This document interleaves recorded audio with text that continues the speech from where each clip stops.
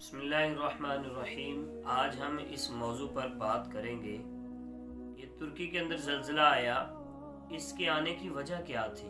मुख्तलिफ ममालिक के अंदर ज़लज़ले आते हैं तो इनके आने की वजह क्या होती है। क्या ये साइंसी कोई जो साइंसदान कहते हैं ये साइंसी कोई बात है, या फिर ये कोई कुदरत है कि जब बंदा कुदरत को नाराज़ कर बैठता है तो फिर कुदरत हुक्म देती है ज़मीन को। तो क्या इसकी मेन वजह क्या है। तो सबसे पहले हम लेते हैं कि जब सैयदना नूह अलैहिस्सलाम की कौम ने अल्लाह ताला के अहकाम की नाफरमानी की और सैयदना नूह अलैहिस्सलाम ने इनको समझाने की कोशिश भी की, वो ना माने तो वो नाफरमान हुई। आखिरकार अल्लाह ताला ने उनके ऊपर जो है फिर अपने जो है वो अजाब को भेजा। और वो अजाब क्या था कि वो अजाब ये था कि अल्लाह ताला ने उन पर पानी की सूरत में अजाब भेजा और वो हलाक कर दिए गए।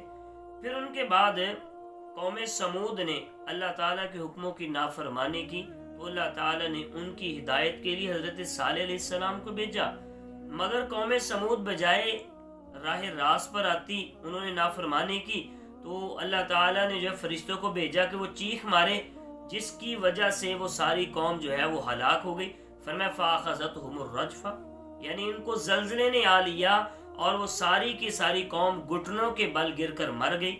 फिर कौम लूत, उनका अगर हवाल पढ़ें कुरान पाक के अंदर तो फरमाया कि वो 9 उम्र लड़कों के साथ बदकारी करते थे। अल्लाह ताला ने वो उनके काम को कहा कि ये गलत है, ये ना करो, वो बाज ना आए, तो अल्लाह ताला ने जो है वो उनको भी जो है वो हलाक कर दिया और फरमाया कि पूरी की पूरी बस्ती को ऊपर उठाकर अल्लाह ने उल्ट कर दिया और वो मर गए।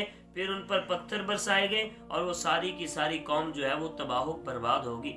फिर फिरौन उठा, फिरौन ने भी नाफरमानी की तो फिरौन को भी अल्लाह ताला ने जो है वैसे ही गर्क किया कि फिर उसको ज़मीन ने भी कबूल न किया और आज भी उसका जिस्म जो है बाहर पड़ा है।